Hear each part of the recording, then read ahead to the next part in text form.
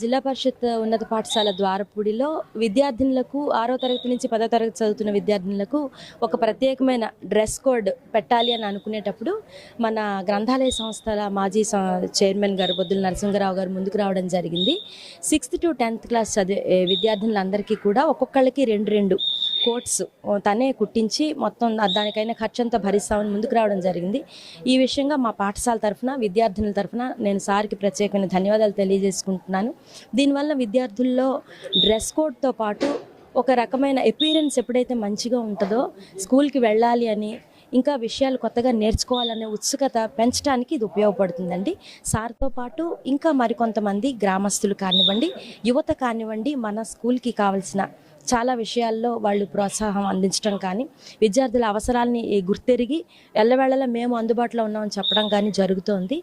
దీన్ని మేము ఒక మంచి అవకాశంగానే భావిస్తూ మా బాధ్యత విద్యార్థుల పట్ల పెరిగిందని కూడా అనుకుంటున్నామండి. ఎందుకంటే మేము వాళ్ళ దగ్గర నుంచి డొనేషన్స్ తీసుకోవడం మాత్రమే కాదు, కానీ వాటి ద్వారా విద్యార్థుల సంఖ్యను పెంపొందించుకోవడం, క్వాలిటీ ఆఫ్ ఎడ్యుకేషన్ని పెంచడం, విద్యార్థుల్లో క్రమశిక్షణని పెంచడం, అట్లాగే ఇంకా చదువు పట్ల కోకరికులర్ యాక్టివిటీస్ పట్ల విద్యార్థుల ఇంట్రెస్ట్ని పెంచడానికి ఇది తోడ్పడుతుందని భావిస్తున్నాను. ద్వారపూడి గ్రామం ఎప్పుడు కూడా ప్రత్యేకత అయినటువంటి విలేజ్ ఇది.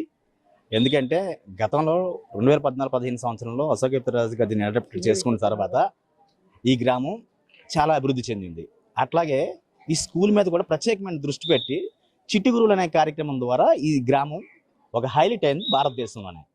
దానివల్ల ఏంటంటే ఈ స్కూల్ ఎప్పుడు పేరు రావడం కాదు, పేరు నిలబెట్టుకోవడానికి మేము అహర్నిశలు కష్టపడుతున్నాం. గ్రామ పెద్దలుగా ఈ స్కూల్కి ఏం కావాలి, అసలు ప్రహరీ కావాలంటే మొన్న ఈ మధ్యకాలంలోనే ప్రహరీ కూడా హైట్ చేయడం జరిగింది.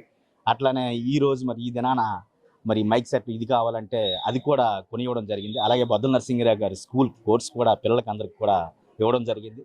అలాగే అప్పుడప్పుడు వచ్చి మేము ఈ స్కూల్ హెచ్ఎం గారిని కలిసి సందర్శిస్తుంటాము. ఈ స్కూల్కి ఎటువంటి లోపం ఉన్నా మేము చేయడానికి ఎట్టి పరిస్థితుల్లోనూ అహర్నిశలు కష్టపడడానికి రెడీగా ఉన్నామని చెప్పేసి సందర్భంగా చెప్తాను.